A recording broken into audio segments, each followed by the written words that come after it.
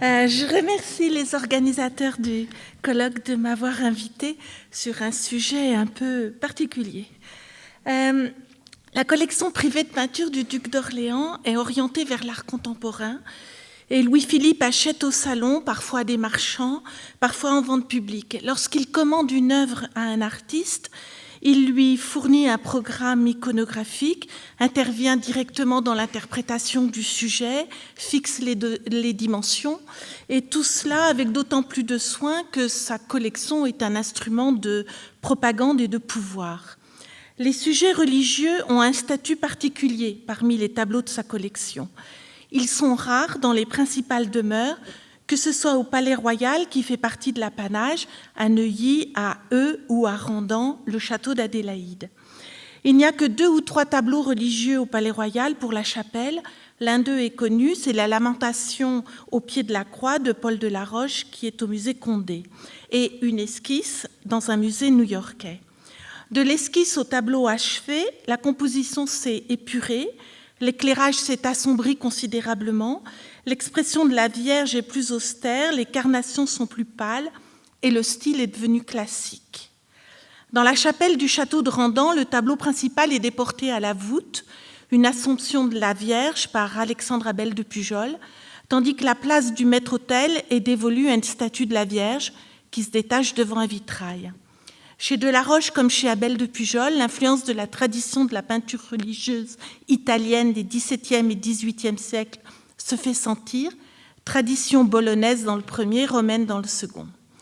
Les archives de Randan, communiquées par Lionel Sauzade, établissent qu'il y avait d'autres tableaux religieux dans le château, par exemple Joseph vendu par ses frères, une visitation aussi, car chaque appartement pouvait avoir une pièce servant d'oratoire. Ces sujets religieux sont le domaine des femmes. Si Louis-Philippe est très jaloux de décider seul des achats d'œuvres d'art, il laisse Marie-Amélie choisir le sujet des tableaux des maîtres-autels des chapelles du Palais Royal ou de Neuilly, où l'art contemporain est toujours privilégié avec des œuvres de Méry-Joseph Blondel, Évariste Fragonard ou Paul de la Roche. Par ailleurs, l'acquisition de copies réalisées par Ferréol de Bonnemaison d'après des œuvres de Raphaël est envisagée comme un cadeau de piété, mais sans plus. Louis-Philippe s'est peu manifesté en tant que catholique croyant jusque vers 1830. Le témoignage de Marie-Amélie lors de sa rencontre avec le duc d'Orléans ne prouve pas la foi, mais le respect des convenances. Le 26 juin 1808, elle note dans son journal « Maman, nous deux le duc, nous sommes mis en voiture et nous sommes allés à Boccadifalco, à Saint-Martin. Nous avons reçu la sainte bénédiction et j'ai vu avec plaisir que le duc, ne suivant pas l'usage français, s'est tenu à l'église avec beaucoup de respect et de dévotion. Il n'empêche, la religion est nécessaire et finalement la monarchie de Juillet continue les campagnes de tableaux religieux commencées sous la Restauration. Donc je vais dans un premier temps essayer de voir quelle est la place des tableaux dans les bâtiments funéraires, ensuite voir à quels artistes Louis-Philippe s'est adressé, et enfin, j'insisterai surtout sur l'un d'entre eux, Charles-Philippe Larivière. 2 commandes d'architecture religieuse et funéraire interviennent pratiquement au même moment, c'est la Compassion et la chapelle royale de Dreux, et finalement, les commandes de composition religieuse doivent être étudiées en parallèle. Outre le fait que les commandes sont contemporaines, un autre point réside dans la rareté des tableaux pour la chapelle de Dreux, comme pour la Compassion. Ce sont des édifices funéraires et les tableaux sont inutiles dans un lieu de recueillement. Les inventaires mobiliers de 2 chapelles montrent que, même dans les appartements annexes, par exemple le petit salon de Marie-Amélie à la Compassion, il n'y a aucun tableau, seulement un crucifix, objet de dévotion. Le faste est donc reporté sur d'autres techniques, en particulier sur la sculpture et le vitrail. Néanmoins, à droite, dans les pièces d'archives de droite de la Compassion et l'inventaire de 1848, on voit bien qu'il y a 2 tableaux, le portrait de Ferdinand Philippe par Ingres et une cérémonie de la mort de Ferdinand Philippe par Jacquin. Le travail des artistes est donc celui des sculpteurs, mais aussi celui des vitraux. Ce n'était pas la première fois que Louis-Philippe utilisait le vitrail, et les vitrails de la Chapelle II sont commandés en 1831, ceux pour Fontainebleau en 1835. Mais pour Dreux et pour la Compassion, on peut dire qu'il s'agit des premières commandes privées globales de Louis-Philippe dans le domaine de la peinture religieuse. L'inventaire de Dreux que vous avez à gauche de juillet 1840 fait néanmoins mention de 3 tableaux, la mort de Saint-Louis, Sainte-Adélaïde et Saint-Arnoux, évêque de Metz, en fait les 3 saints patrons de la chapelle. Au début, j'ai pensé qu'il s'agissait de tableaux ou peut-être de cartons de vitraux, puisque c'est ainsi que les cartons de vitraux d'Ingres apparaissent dans les archives. Mais en fait, on a trois œuvres. Les commandes de vitraux interviennent qu'en 1843, donc ce n'était pas possible. Et on a bien 3 tableaux à Dreux.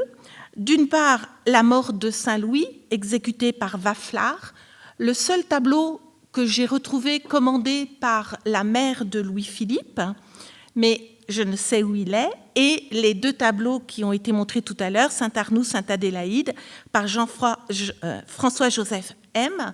Mais en fait, les tableaux sont réalisés en 1822, donc après la mort de la duchesse douairière. Je m'interroge pour savoir si un programme iconographique a été conçu pour Dreux et donné aux peintres. Cette question est importante, mais moi, je n'ai pas repéré de document, d'autres l'ont peut-être fait. On sait que Brognard a conçu un tel programme pour eux en 1833, sous la directive de Louis-Philippe. Cependant, à lire les archives, on a l'impression que les demandes ont été faites aux artistes au fur et à mesure, par ajouts successifs. 2 axes sont recherchés en lien avec un bâtiment funéraire. D'une part, la Passion du Christ, y compris des Pietas, et d'autre part les saints patrons, en particulier la vie de Saint-Louis, ainsi que les saints dont le visage reprend celui des membres de la famille dans une iconographie étudiée par Grégoire Franconi. Les œuvres sont payées sur le budget de la liste civile. Alors, quels sont les artistes qui ont été choisis pour Dreux ? Le choix des artistes montre une corrélation non seulement avec les commandes pour les demeures privées, mais avec les palais de la couronne. Je vais essayer de voir les correspondances, mais aussi la spécificité de Dreux. En fait, le goût de Louis-Philippe a évolué. Au début des années 1820, il achète toujours de l'art contemporain français. Il s'intéresse d'abord au sujet troubadour qui commence à passer de mode après la mort du duc de Berry, mais s'intéresse aussi au sujet pittoresque, aux scènes de genre, commande bien sûr les portraits d'apparat de sa famille à François Gérard, puis se concentre sur l'histoire de France. Vers 1824-1825, il achète des œuvres à des artistes romantiques, avec une prédilection pour Horace Vernet, qui est vraiment une figure majeure du romantisme en France jusque vers 1828. Parmi les peintres de prédilection du duc d'Orléans, il faut citer François-Marius Granet, Martin Drolling, Horace Vernet, le paysagiste Michalon, mais aussi 2 anciens élèves de David, Gros et Girodet. Louis-Philippe acquiert des œuvres à la vente après décès de Girodet et à celles à la vente après décès de Géricault qui meurt en 1924. Dès lors, l'originalité de sa collection s'affirme de manière significative avec l'apparition de nouveaux noms, Ary Scheffer, Victor Schnetz, Eugène Isabey, Théodore Gudin. Ces changements sont dus à des facteurs économiques, mais aussi politiques. Au choix personnel du collectionneur, qui a déjà bien rempli le Palais Royal, s'ajoutent des raisons politiques d'une figure de premier plan qui affirme son opposition au gouvernement de Charles X. Néanmoins, la curiosité du duc d'Orléans pour la nouvelle génération d'artistes doit être tempérée. D'une part, il ignore les symptômes et ne prend les courants que lorsqu'ils sont bien établis. D'autre part, il attend la mort de Girodet et celle de Géricault pour acquérir leurs œuvres. En fait, l'évolution amorcée dès ces milieux des années 20 s'établit davantage au profit d'une histoire personnelle, avec des formats souvent ambitieux, plutôt que dans un engagement dans la bataille romantique. À partir de 1828-1830, le goût du duc d'Orléans évolue vers plus de classicisme. Il va surtout dans toutes les directions. L'éclectisme domine, reflet d'une personnalité qui paraît mesurée en tout. Sa collection privée va des romantiques, comme Delacroix, mais pas trop, jusqu'aux classiques, mais pas trop non plus, avec Picot et Ingres, qui sont en dehors des courants académiques. À partir du moment où il accède au trône, le mécénat de Louis-Philippe devient royal et son goût beaucoup plus impersonnel. Ce qui me frappe, c'est la fidélité de Louis-Philippe aux artistes appréciés dès son retour d'exil. Elle marque la montée en puissance de la deuxième génération de Davidiens, les élèves des élèves de David. Les jeunes artistes qui ont reçu des commandes pour Neuilly, pour le Palais Royal, vont recevoir des commandes pour les galeries historiques de Versailles dans les années 30, principalement Vernet, Delacroix, Ary Scheffer, Théodore Gudin, Jean Hallot et Victor Schnetz. Sous l'influence d'Auguste de Forbin, le directeur des musées, et de son successeur, Alphonse de Cayeux, les nouvelles générations d'artistes fait son entrée à Versailles, comme Henri Lehmann, Papetit. Les peintres de la chapelle de Dreux sont bien inscrits dans ces courants. La première commande date de 1839-1840. Elle est passée à Paul Delaroche, Ziegler, et qui sont sollicités et qui étaient des artistes qui étaient déjà sollicités pour le Palais Royal. Une deuxième commande intervient en 1841, et là, il s'agit de cartons pour les vitraux du déambulatoire qui traitent de la vie de Saint-Louis. Parmi les noms, on a Horace Vernet, Eugène Delacroix, Hippolyte Flandrin et Georges Rouget, un des élèves de David. Les commandes des Grandes Verrières sont passées en 1843-1844 par les musées royaux, mais payées sur la liste civile. Les archives sont à chercher d'un côté dans les archives des musées nationaux et de l'autre dans O4. Les commandes concernent à la fois Dreux et la Compassion, si bien qu'il est difficile d'établir une antériorité, et je voudrais revenir sur deux artistes principaux qui apparaissent dans les archives. D'une part, Jean-Auguste Dominique Ingres, avec les baies au rez-de-chaussée. La commande est passée le 17 mars 1943 et la demande de paiement intervient le 21 juillet pour les cartons de la Compassion, mais on sait que certains ont été repris, comme ces deux-là ont été repris pour la chapelle de Dreux. Dans l'exercice de 1844, on a les 8 grandes figures pour Dreux, avec un paiement qui intervient dès le 27 juillet pour ces figures: Saint-Denis, Saint-Rémy, Saint-Germain, Sainte-Clotilde, Sainte-Geneviève, Sainte-Radégonde, Sainte-Isabelle et Sainte-Bathilde.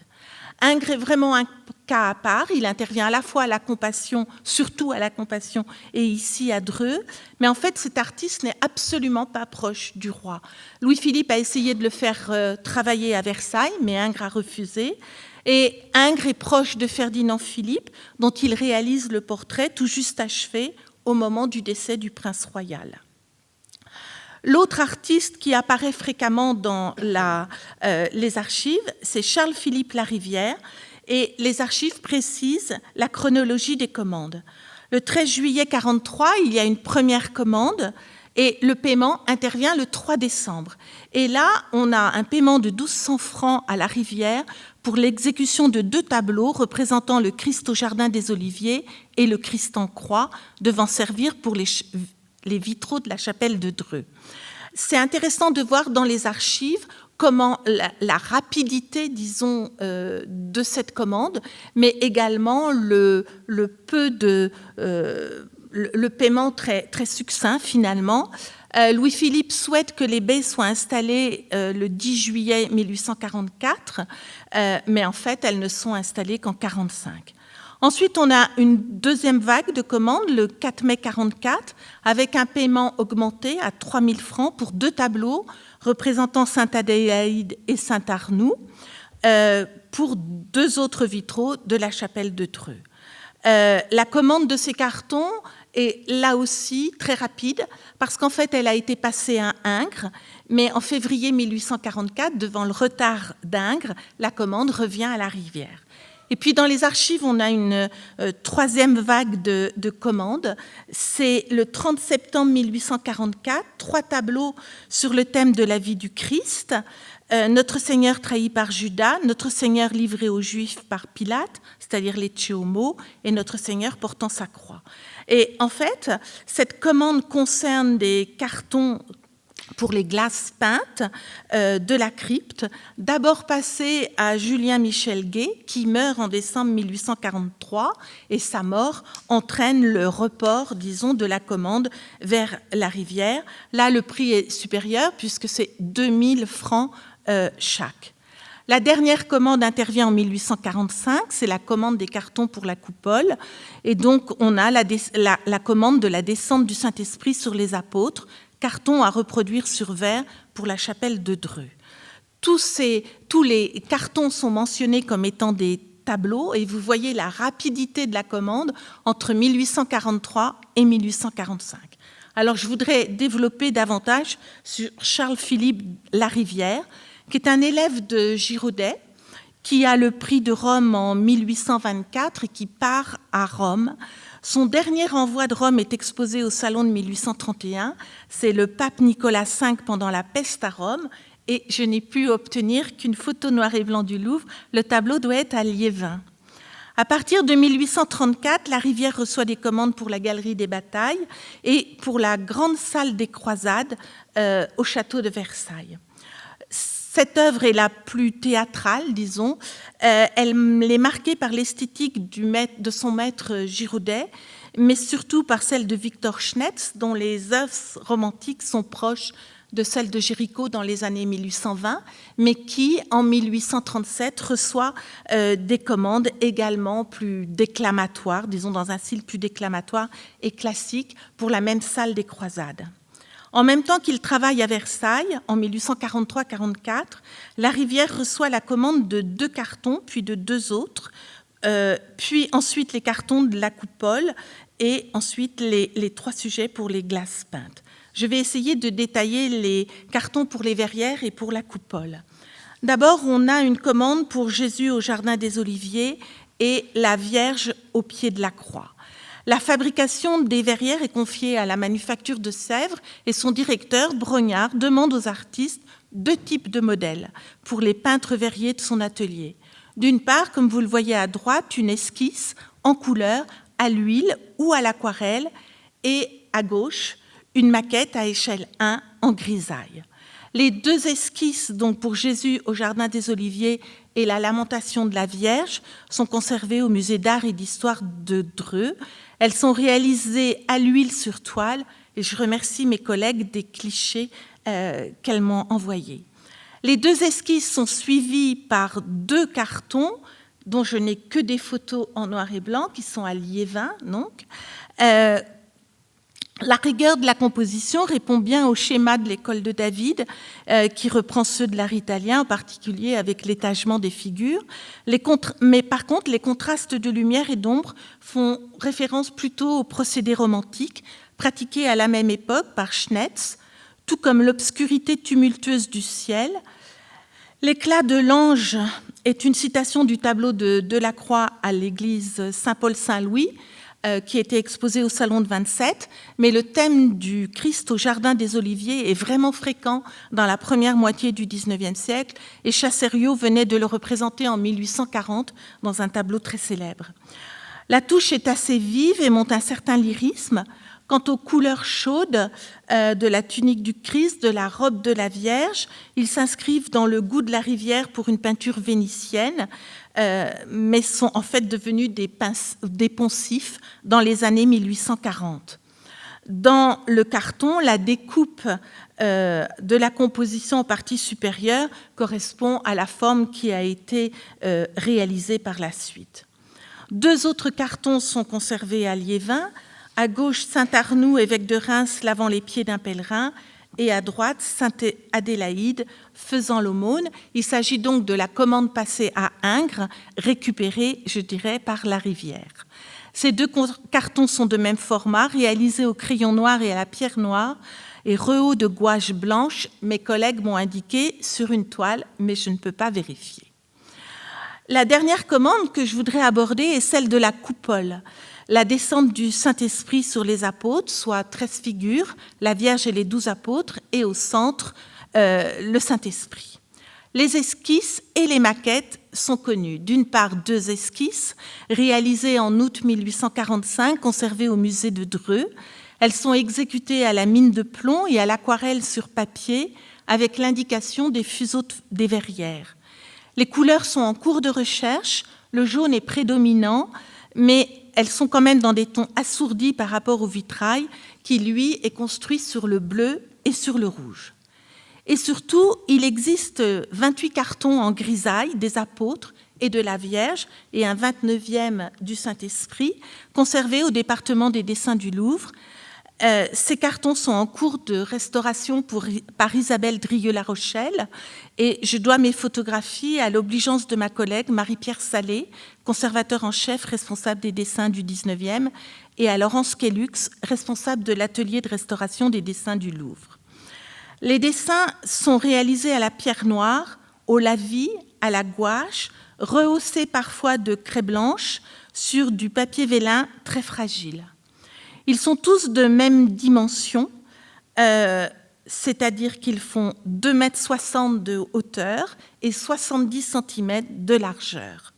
Les figures des apôtres sont coupées selon la forme des fuseaux de la coupole. Et il y a une monumentalité dans cette commande, pourtant très simple, unifiée, avec une grande science des raccourcis, très adaptée évidemment à la forme de la coupole. La Vierge est debout, je vous la montre ici à droite, elle domine les apôtres, appuyée sur le bord de la coupole. Hormis le Saint-Esprit, le centre est laissé libre et la rivière a varié les attitudes. Certains apôtres sont debout, d'autres assis, d'autres à genoux, tout en soignant l'enchaînement des figures. Dans les cartons, le dessin forme contour. Il est appuyé mais reste souple sans être fermé.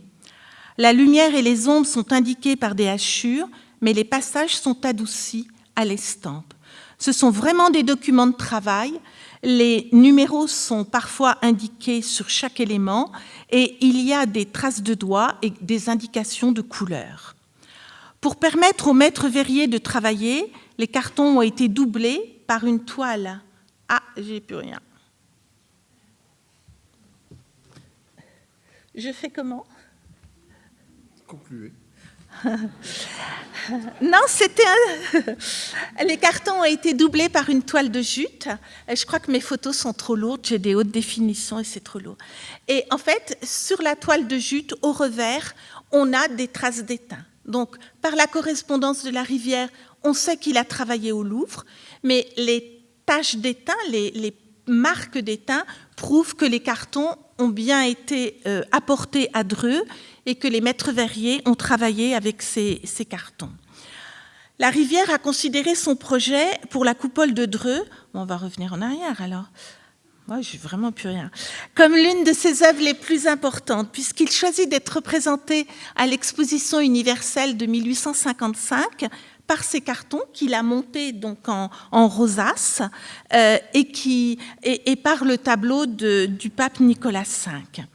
Ingres aussi présentait des cartons à l'exposition universelle de 55, mais je n'ai pas retrouvé on retrouve les cartons d'Ingres dans les photographies de Disdéry, on ne retrouve pas les cartons de la rivière. Et c'est sans doute... Il n'y a plus rien. C'est sans doute à ce moment que les cartons ont été montés sur châssis et on voit dans les châssis des rainures parce que les cartons s'emboîtent les uns dans les autres. Et ils sont bordés par une baguette dorée, donc ils ont vraiment été montés pour être présentés dans une exposition. En conclusion, en fait, en 1855, l'artiste est déjà jugé comme un artiste secondaire. Dans les lettres sur l'art français de 1850, Philippe de Chenevière, qui est attaché au musée royal depuis 1946, le juge sévèrement. Le roi défunt a donné un crédit fâcheux à M. Larivière, qu'il employait avec l'estime tenace et malheureusement trop peu éclairée, qu'il avait circonscrite entre quelques talents obéissants et secondaires. En fait, Charles Rivière est sans doute l'artiste, le peintre le plus représenté dans la chapelle de Dreux, Et c'est assez intéressant de voir que entre 1843 et 1845, on a une évolution assez prononcée. D'abord, avec les 2 premières verrières dont les esquisses sont à Dreux, il s'y montre attaché au romantisme. Ensuite, il renoue avec la tradition de la peinture religieuse comme élément de la peinture d'histoire dans les 2 cartons de Saint-Arnoux et de Sainte-Adélaïde, et se retourne vers un art beaucoup plus éclectique, mais aussi plus épuré dans la coupole. Les cartons et les esquisses permettent de comprendre quel est le choix de la rivière, tandis que dans le vitrail, à ces choix artistiques, disons, s'ajoute l'interprétation des peintres de la manufacture de Sèvres. Je vous remercie.